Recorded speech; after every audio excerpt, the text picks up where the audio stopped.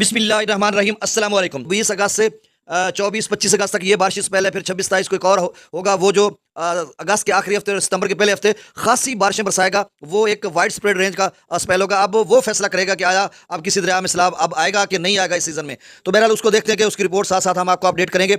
अब जो सतलुज का भाखड़ा डैम है वो 1630-31 फीट तक भर चुका है और गुज़श्ता साल जो है वो 1670 फीट तक था। मैक्सिमम लेवल 1680 फीट, क्योंकि गुज़श्ता साल इन दिनों में सुलेमान के ऊपर भी थोड़ा लेवल ऊपर जा रहा था। गंडा सिंह वाला पर एक क्लाइमैक्स था पूरे स्लैब का, क्योंकि 17 और 18 अगस्त को दाखिल हुआ था।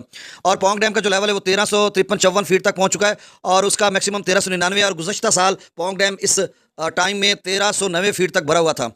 अब दरिया सतलुज में अच्छा इसके हिमाचल प्रदेश में भी बारिशें हैं, लद्दाख में, जम्मू और कश्मीर में अगले 4-5 रोज़। और जो अगला स्पेल है उसकी अभी अपडेट आई नहीं है कि 26-27 के बाद का जो स्पेल है क्या वो भारतीय कैचमेंट एरियाज़ में बारिश बरसाएगा, यानी मशरक़ी दरियाओं के। वो 1-2 दिन में उसकी अपडेट आ जाएगी।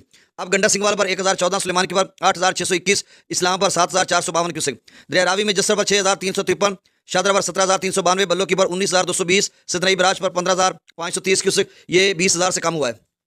दरिया चनाब में एफएफडी तो कह रहा है कि अगले 24 घंटों में 1 लाख तक दोबारा मरला जा सकता है, लेकिन फिलहाल तो 59,689 क्यूसेक है।